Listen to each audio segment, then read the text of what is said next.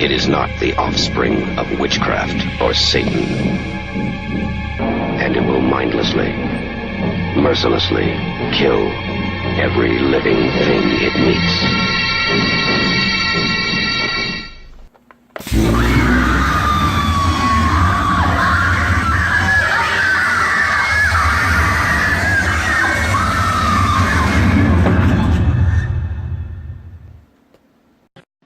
Hello, friends. Just when you thought it was safe to use the telephone, Tales of Terror is back with grisly new tales of murder and mayhem. Now dare to enter our heart-stopping world of the unknown. Here, fear is your reward. Here, terror is your pleasure. Blood-curdling horror, pulsating pain. Call now, if you dare. $2 the first minute, 35 cents each additional minute. Hey, how you doing?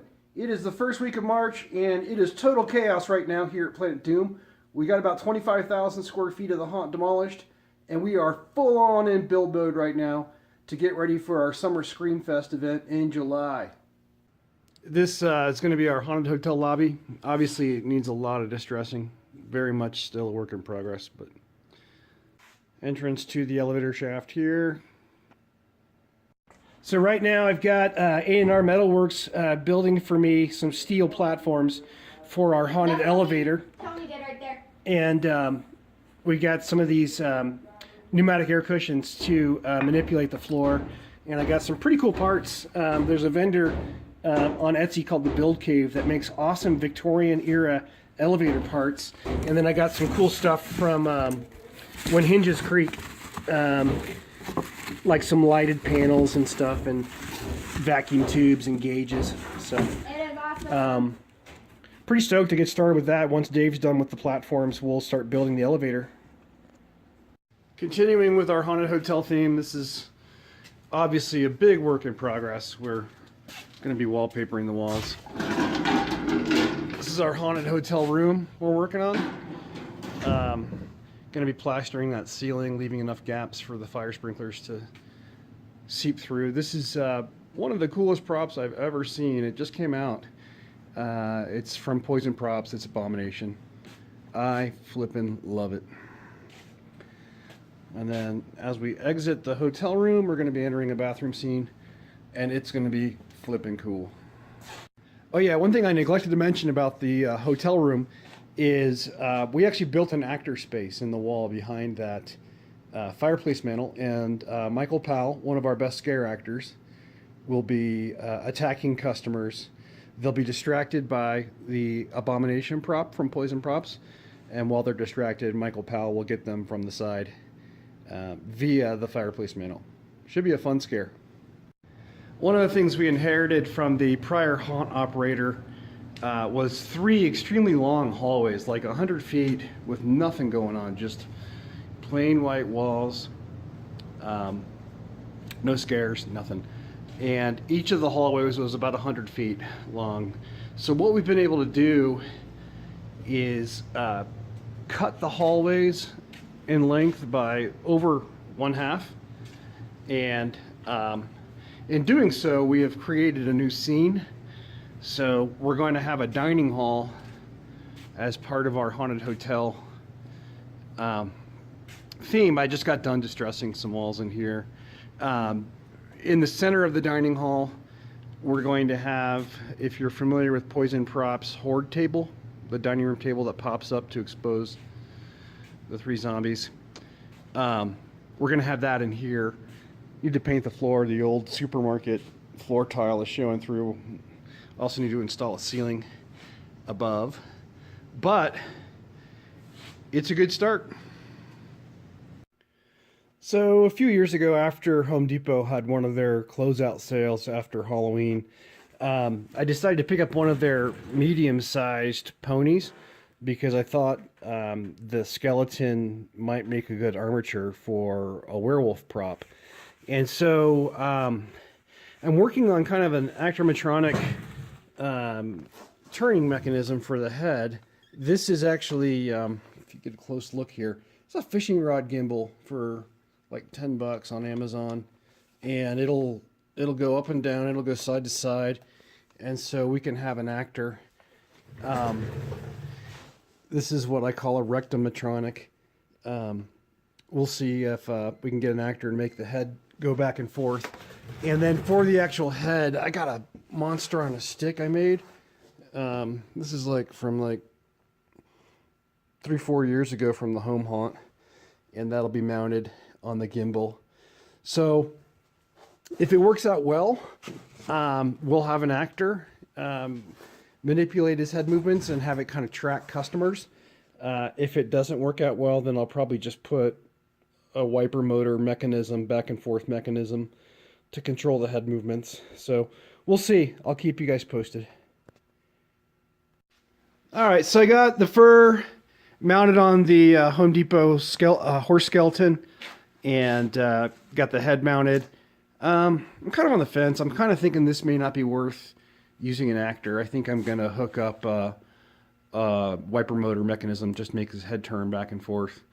I mean, it's cool, but it's not like waste an actor all night cool. I think I'll just use an electric motor, but you know, for the investment, I think I paid like $25 at Home Depot on their clearance sale. For the investment, it's pretty cool. So hope you dig it.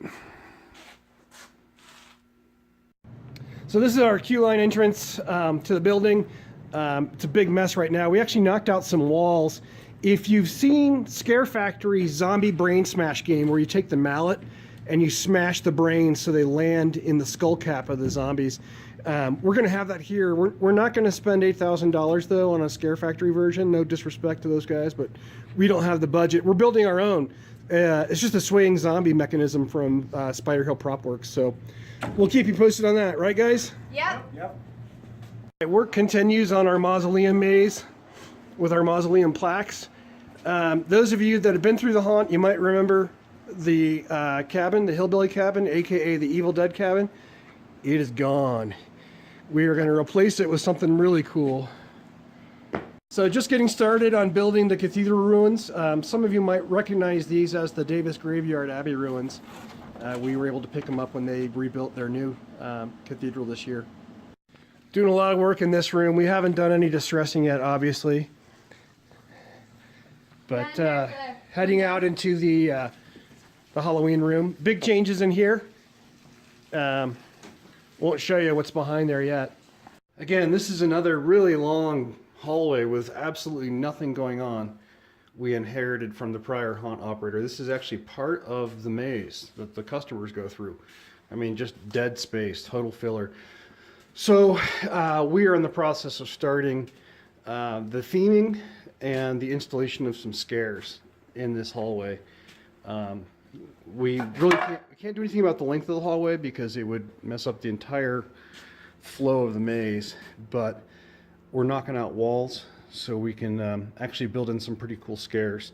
So I think we're going to take something that's nothing more than filler right now and actually make a pretty cool scene and a pretty cool scare out of it.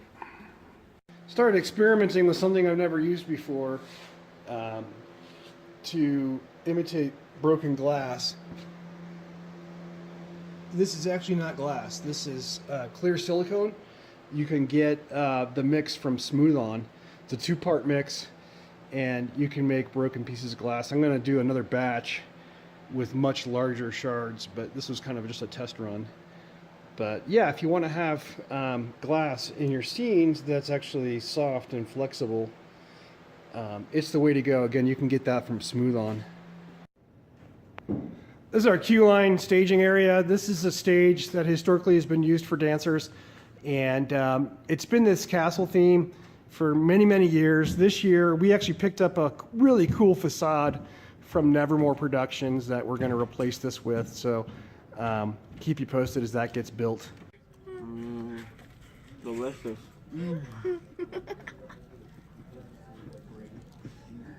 Go for the nostrils. She insisted on taking a snap of herself wearing a burgundy top hat on Thursday night as she documented her top. The excitement reached fever pitch when Kendall looked at a designer handbag. Slayer guitarist Gary Holt sported a top with the words, "Kill the Kardashians," and blazoned across the front.